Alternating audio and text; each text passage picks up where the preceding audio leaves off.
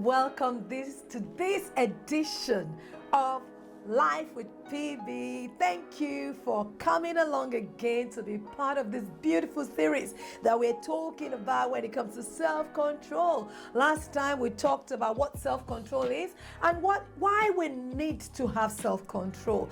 And it's amazing the amount of feedback that have come from it. Thank you for your continued feedback and the way that you have embraced this series of teaching. I'm excited teaching them. I really am. So today I want to share with you the tips, a few tips, 6-7 tips that will help you develop self-control. 6-7 tips that will help you develop self-control. As we said last week, self-control is an extremely important life skill that will help you in living a stress-free or reduce stress life, as well as have a healthy life, make better decisions, be successful. There's so much that hinges on this. So you and I need to understand how to develop or how to improve the level of our self-control. Self-control is a muscle. It's like a muscle in the body. When you have a muscle that you develop, the more you develop the muscle, the better you are at using the muscle. If you didn't develop the muscle, you can't use the muscle.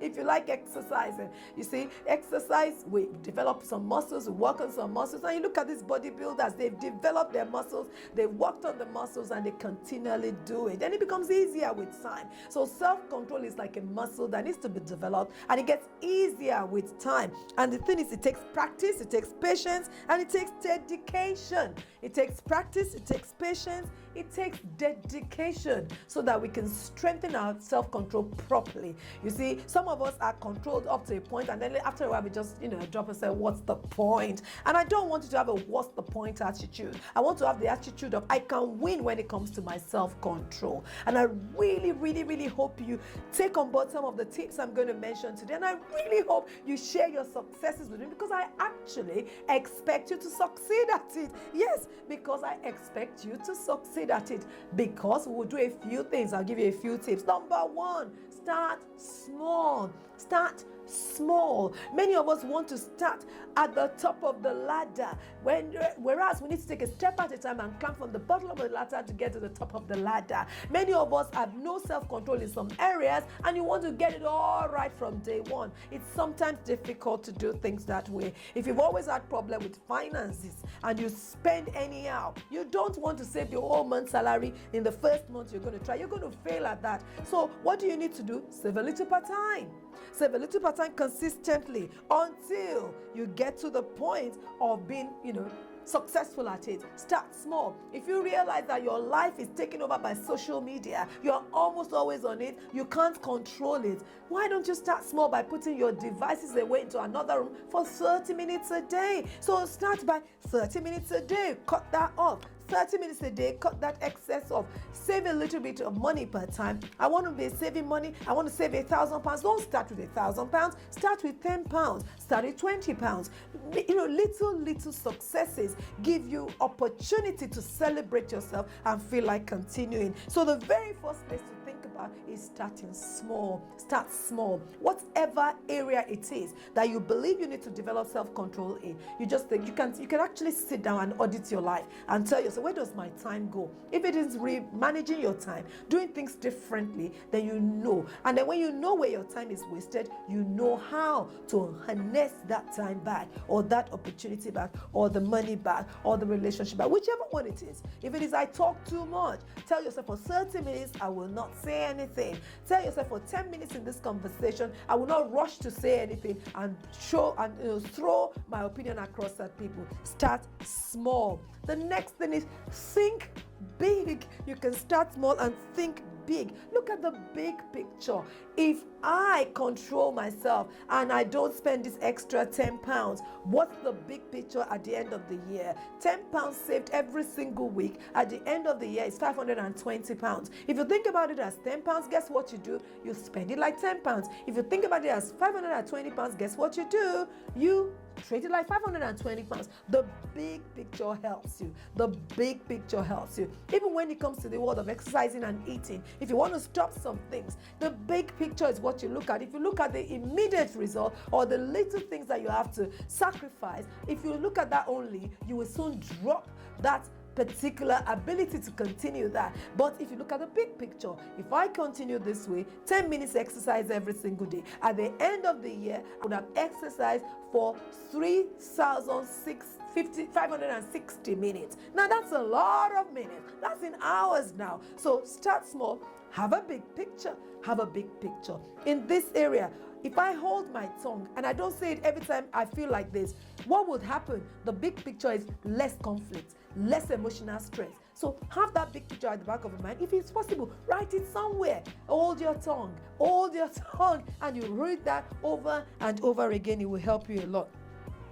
It's very interesting, this next one. If you want to develop self-control, you need to get a lot of rest. You do need to get rest. I've come to realize something. You make more emotional decisions, rash decisions when you're tired. You make more emotional and rash decisions when you're tired. You say the wrong things when you're tired. You spend the wrong money when you're tired. You do the wrong things when you're tired. What if you rest a little bit? What if you don't respond straight away? What if you actually remove that impulsive decision that comes on the back of exhaustion?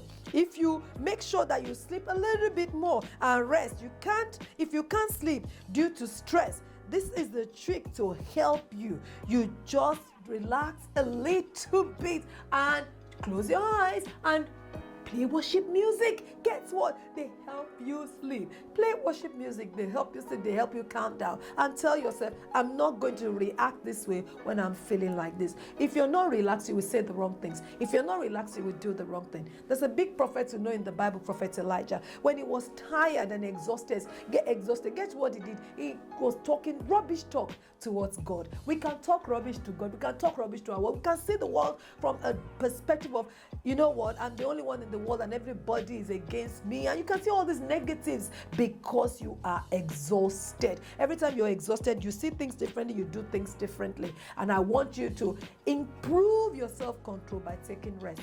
On the back of that is exercises. Believe it or not, even a little bit of exercise helps you with your composure.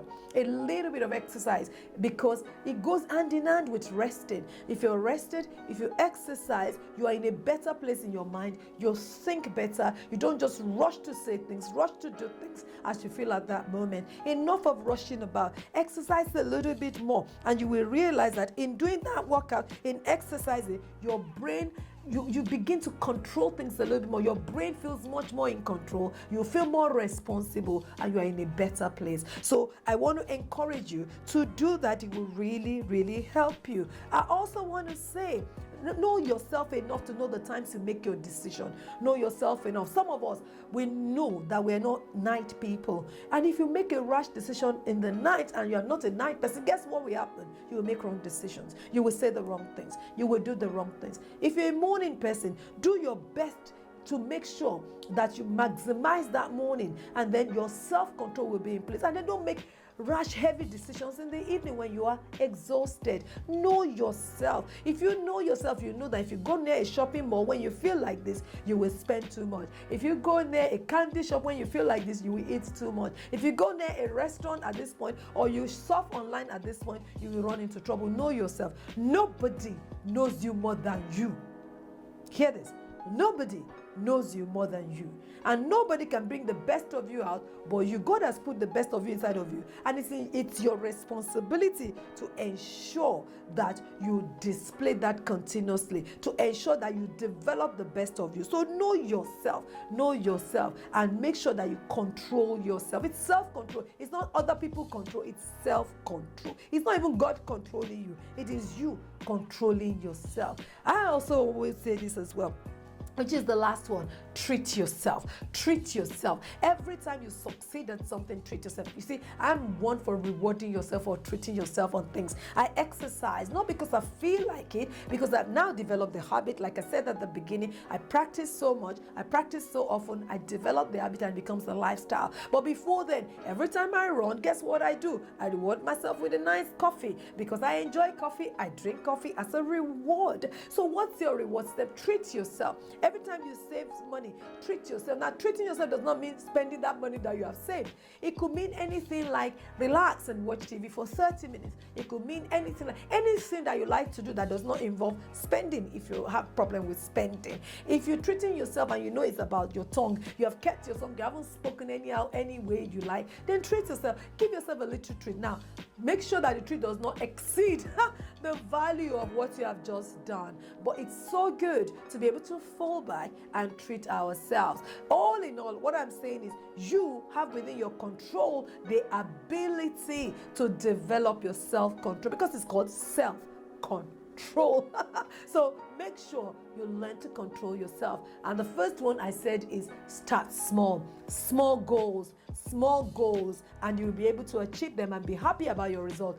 Then think big. Think about the impact of you doing things right, of you changing the way you talk, of you saving more money, of you watching out for your health some more. The more you do that, the better you become. The next one, get some rest. When you are well rested, your ability to make good decisions is at the forefront of your mind. Your brain is in control. All the willy-nilly decision making out of the window. Next is exercise. The more you exercise, the better you become at controlling yourself and actually subjecting your body. Then take it a small step at a time. Make sure that not just that, you know yourself. Know yourself. You know when your weak point is. You know when you don't want to make decisions. You know when you are emotional and erratic. Don't do that. Don't follow erratic moves. Don't follow friends when you know you can't control what you're going to do next. There are people that when they are not with friends that are, picture perfect, and there are some friends that you are with and you know they bring out the worst in you. Guess what you do? You know yourself enough to know that. You tell the friend, no, thank you very much. Years and years ago, I end with this particular story.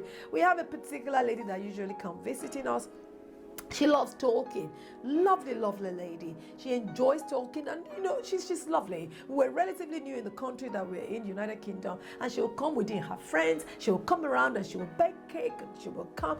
Really, really lovely lady. However, there were a few things that I didn't quite, enjoy. She loves talking about other people, and when she comes talking about other people, she starts with a good thing and then degenerates into negatives. And after she leaves, start feeling really bad. I feel bad. My husband feels bad about these things that our ears have heard, and sometimes what we have participated in, particularly me, what I've said, I just have no peace whatsoever. So I knew myself enough to know that this wasn't working for me. This is not a good environment for me to be in. Guess what I did on the back of that? I just realized, okay, let me rearrange my schedule so that after church on so day, I am not available. If I'm not available, XYZ cannot come and visit. If she doesn't visit, I don't get to hear these things that I have to participate in. And before I knew it, I won that war. I won that war. So what war are you fighting? If you know yourself enough, then you'll be able to, establish things to guard yourself. Last but not the least, when it comes to self-control, hold yourself accountable to somebody. I am a big one for accountability. I know this for sure. Accountability helps you overcome things that could easily pull you down, easily make you fall, easily set you back. So, you know what? Get an accountability partner. It will really help you. Get an accountability partner. It will help you. What if you fail? What if you fail? It's okay. You can fail today. Tomorrow is another day, and we start again. So let's talk about how to move on from the errors you've made. We will talk about that in the next edition. Thank you so much for taking time to listen, watch, and be part of this channel. Generally speaking, number one, subscribe to our channel. Number two, share this if you found it useful. And I really, really look forward to you sharing your successes with me as well. And keep on letting me know the topics you want to hear more of. Thank you for your time, and have a fantastic, fantastic day. Bye.